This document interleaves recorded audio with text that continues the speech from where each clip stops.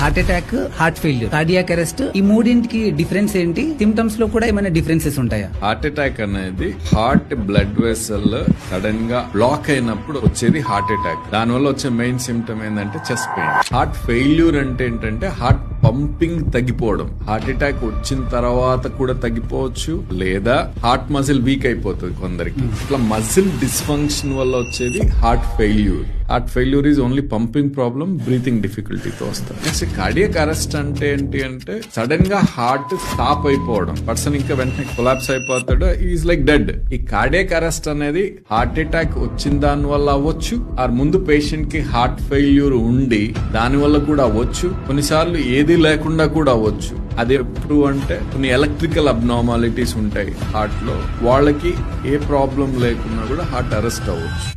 ఈ వీడియోని మీ friends and ఫ్యామిలీతో షేర్ చేయండి. ఇన్ఫర్మేషన్ వర్తి అనిపిస్తే ఒక్క లైక్ చేయండి.